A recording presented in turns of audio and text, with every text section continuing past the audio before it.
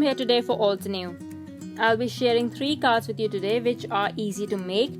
This video is part of a die highlight post, and the die that I'm highlighting today is the classic alphabet die set. These alphabets are quite large. I think the widest one is about 3 inches. They're about 1.9-ish inches tall. For my first card, I used the alphabets and the layered snowflake die to spell out the word joy. I wanted to keep this card simple and let the dice be the focus, but I still wanted to give the card a bit of character. So in order to add interest, what I did was I cut out several strips of 0.5 inches of white cardstock and adhered them onto my card base. To make this strip stand out a bit, I chose a slightly different shade of white for the strips and pure white for the card base. I will adhere the strips onto the card base with glue tape and cut off the excess from the sides. Next interesting bit is the way I will lay the alphabet dice. First, I'll die cut the J and Y in red once. Then I'll die cut the same alphas in green 4 times each.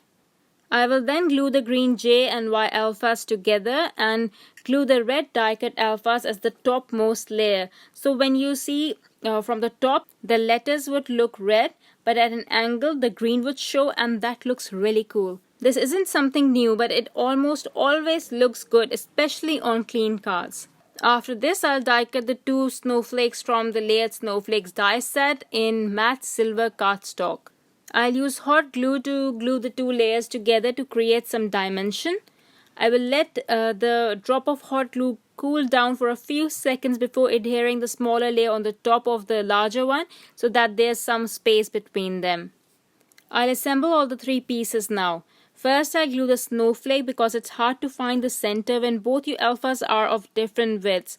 But don't worry about that. The centralized snowflake balances everything. And that is the first card for today. I'm not really digging all those clear drops. I liked it better clean, without the drops. Which one do you like better, with or without the drops? Moving on to the second card for today. This one's simple too, but I thought I'd cover the watercolor brush markers along with the classic alphabets. I colored the flowers on this monogram card exactly like I colored the daisies on this card that I shared during the watercolor brush marker release. The flowers are from Always There stamp set. I'll use Rubelite and Warm Sunshine to color the flowers. First, I'll add Rubelite starting from the end of the petal and move the color inwards towards the flower center, but not completely. Closer to the flower center or right next to it, I'll add Warm Sunshine watercolor. I will then blend both the colors slightly with a water brush where they meet. This will result in a smooth transition, but don't worry too much about it. It will look good anyway. I'm using the watercolor brush markers directly today because I want a very vibrant and bold result. The watercolor brush markers are really vibrant, so it will give you just that, a very vibrant result, even after drying. If you want a subtle shade, I would suggest you go over with the brush marker onto a slick surface like the Altenew watercolor palette. Add a few drops of water and then use the diluted watercolor to color. You can also add color directly to the outline of the petal and use water brush to spread it around. That will also give you a slightly lighter color, but I'm not too sure. I didn't try this. Maybe just add a very thin outline because these are highly pigmented except for limeade and evening gray. Those 2 colors are slightly lighter. For the flower center, I'll use limeade and moss. To add a bit of fake dimension, I'll first watercolor the entire flower center with limeade and then pick up a little bit of moss watercolor using the same limeade watercolor brush and add the darker shade, forming a C shape in the flower center towards the outline. What this will do is give you an illusion of depth. I will use the same 2 colors for the leaves as well. I'll apply moss to the midrib in a flicking motion and then soften the lines with limeade watercolor brush marker. I'm going to dilute moss watercolor a bit by smearing some of it onto the watercolor palette. I'll add splatters of this on my card front. I am going to add splatters of various concentration of moss watercolor for interest. Next, I'll place all my die-cut watercolored images onto the palette and add white paint splatters with the help of pure white ink spray. You can skip this part, but I am doing this to show you how I watercolor the daisies on the card I shared earlier. I went ahead and die-cut the letter E twice, layered it up, and now I have adhered it onto the card front with glue tape. I will now arrange the flowers and leaves. These alphabet dies are perfect size to make monogram cards.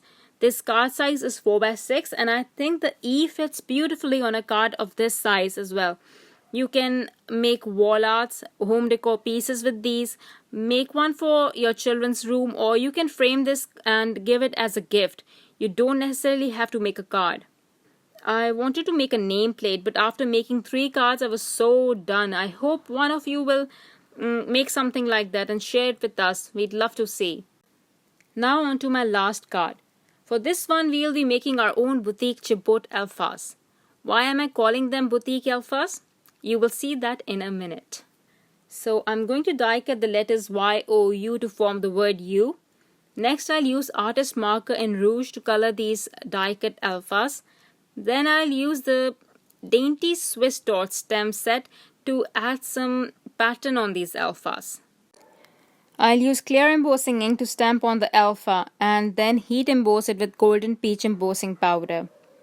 I'm going to stamp just half the alpha with dainty Swiss dots, and I'll go over with Versamark pen on the lower half and heat emboss that portion completely. I'll do this a couple of times to get good coverage. Look at the fancy alphas now. All you have to do is layer this, as in stack it up, and you have your very own boutique chipboard alphas. Now I'll use the Creative Edges lace die to die cut a decorative element for my card. The addition of this will give the card a more feminine feel. This pretty pattern paper that I'm using is from the Celebration paper pack. I'll adhere the lace die and begin assembling the die cuts. For the sentiment, I'm using Build a Flower Magnolia stamp set. It has some really nice sentiment stamps. I'm going to use rouge dye ink to stamp the sentiment, pop it on my word U, and that's it. I hope you liked the video and picked up a tip or two. That is all from my side today. Thank you for watching. Bye.